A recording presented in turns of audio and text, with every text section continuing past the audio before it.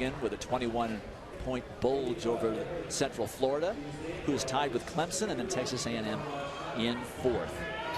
Ready now for the women's 3,000 meters. Jenny Behringer, now Jenny Simpson, Colorado, the NCAA meet and collegiate record holder from 3 seasons ago.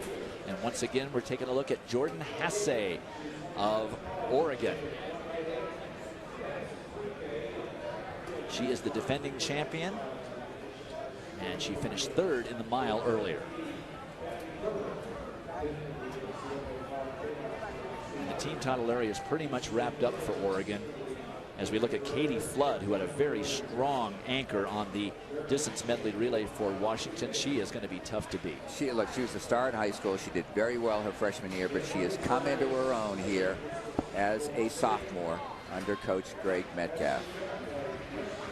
Betsy Sina, Iowa State, trying to see if she can win her second NCAA title and replicate what her countryman has done, Loui Lalang, winning the 5 and the 3. And Lucy Van Dalen now doubling back from her mile victory earlier. And the recovery issue will be important here, about a half a mile of altitude. And you know, it's been I just checked it, Dwight. It's been probably in about an hour and 50 minutes since the mile. Enough time to recover, but obviously it's tough. This is not swimming. This is not weightlessness in the water. This is pounding your body. It takes a lot out. The difference between swimming and track and field is huge when you're trying to repeat events. Not even close. And though Jordan Hasse has certainly gotten stronger and more mature in her running, she still looks like she's 14 years old. You don't know by looking at her that she can absolutely beat you into the ground. But these women who've had to run against her certainly have gotten used to the kind of an athlete that she is. She just no quarter now. Bring it back. And that's very good by the starter. Right. That quickly after the gun, Betsy Sina went down, and obviously it has nothing to do with the fact that she's one of the favorites, but that was the right move. As Betsy Sina goes down, hopeful that she didn't spike herself, and they just shut off the gun, and she just got caught up there. There, you see her go down. 18 athletes, and when you start on a turn like they do in the 3K right here at the finish line, in effect, you're all kind of angling for the top of the triangle here, which is not that far away, and you get squeezed out. She had kind of elbowed Hannah Kaiser of Idaho out of the way, and then the legs got tangled. Hopefully she didn't have, and no ill effects from that fall. That can be very unnerving. Next to her, the first and second place finishers in the 5,000 meters on the left of the screen. That is Deborah Mayer from Cal Berkeley. You notice Hasse was well out in front and away from that little collision. Watch her again, very aggressive at the start. Third in from the top of the screen with a braided ponytail. Watch Jordan Hasse when they shoot this gun. See, she gets right in there. Whoops, she gets boxed there. She did get boxed there. That did not happen the first time around. That was Megan Gogels of Washington. And here are the competitors, 18 of them. And that can be a problem if the pace is slow. As it may well be, because everybody's running second attempts or second races or even third here in this meet. And that is Deborah Mayer leading the inside group, but they have certainly dawdled the backstretch there compared to the athletes at the top. And you're looking at Aisling Cuff, who last year won the New Balance Outdoor National High School 2-mile championship. And several really terrific high school stars are in this race that are now in college. And the pace is not that quick. And I can't say it's slow, but they're not pushing things out there yet. Right, hence the bunching up that you hate to see, because that's how people go down. Cuff continuing to lead as the pack is sorting itself out. Katie Flood running way wide there outside of lane 2 just to stay out of trouble. Aisling Cuff, now a freshman at Stanford. Yeah, she still has that lead. She's followed by Tara Erdman of Loyola Marymount, and Chelsea Riley, one of 2 Cal Berkeley entries, along with her teammate Meyer. Debbie Meyer goes second in the 5,000.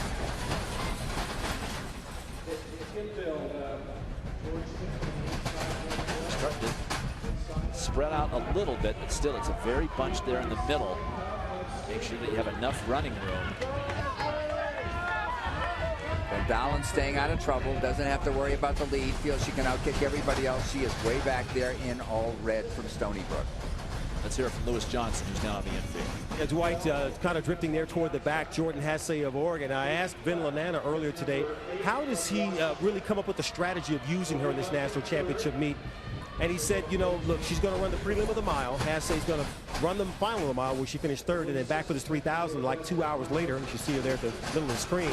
But Ben told me that it's so important to maximize the talent of a Hasse without killing her or any other athlete in this Olympic year. He said you've got to do what's strategic without being reckless.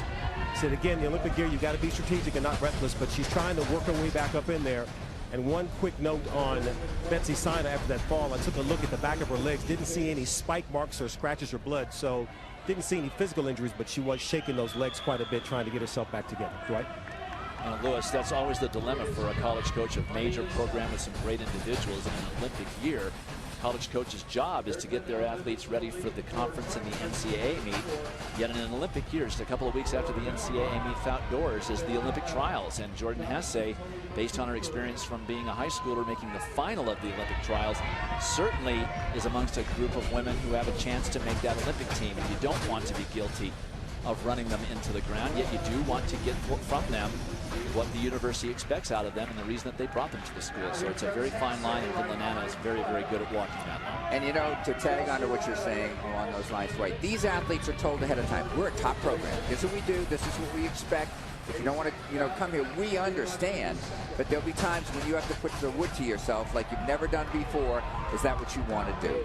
So they know coming in, this is going to be a high-level program. 3:07 for the first 1,000 meters.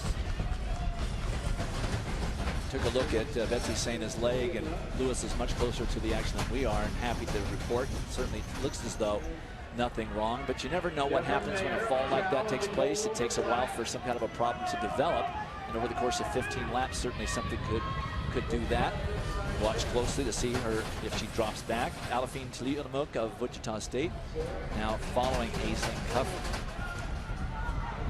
Tara Erdmann, who's been in the lead for a while now. Cuff now back and forth. Third.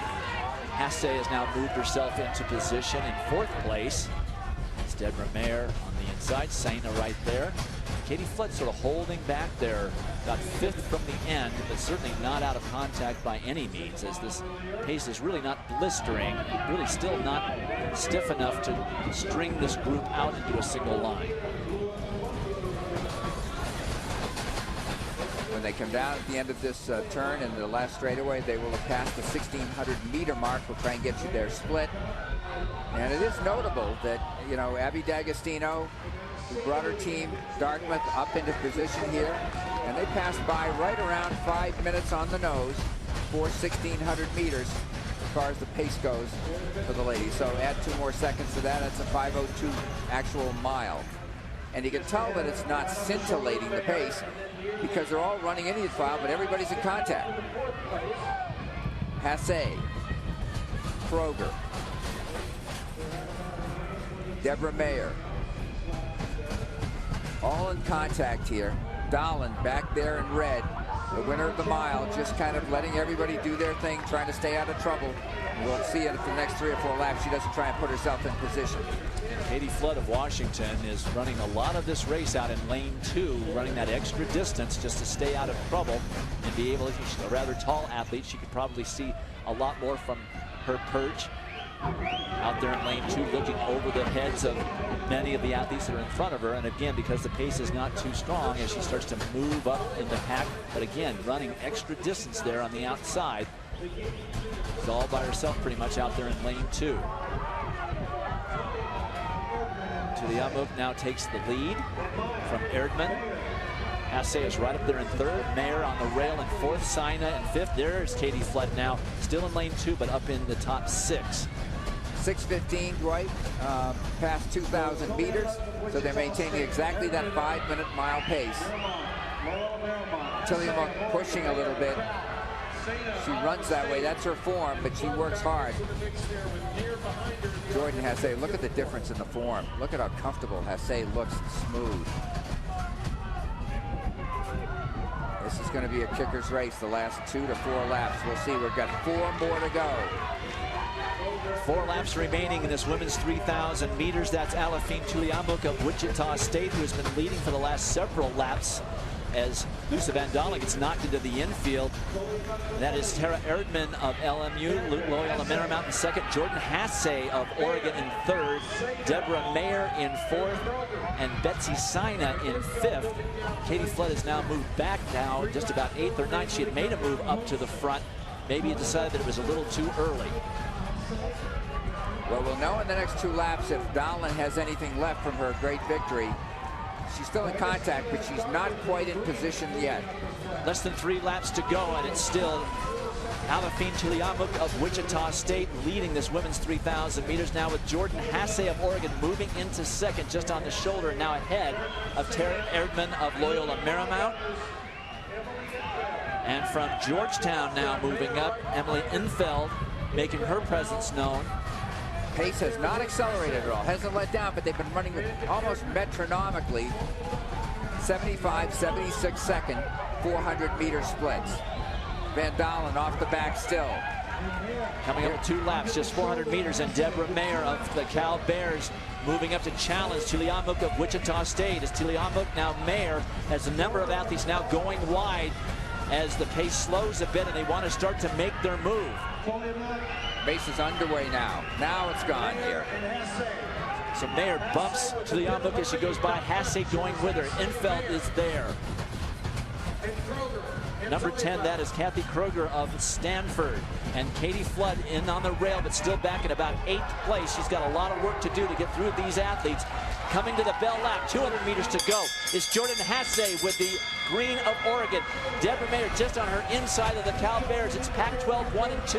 Infeld of Georgetown looking for some running room. Mayer trying to get away from Hasse, but Hasse has the better leg turnover, positioning herself now for the final stretch. Infeld has good speed too, and watch out for Sina getting in position. Infeld's trying to make a move on the inside if she can. Sina has the momentum on the outside, but Hasse feels her. It's Mayer of the Cal Bears trying to hold everyone off, and Infeld of Georgetown now going on the lane 3 to steal it. Infeld of Georgetown will win it.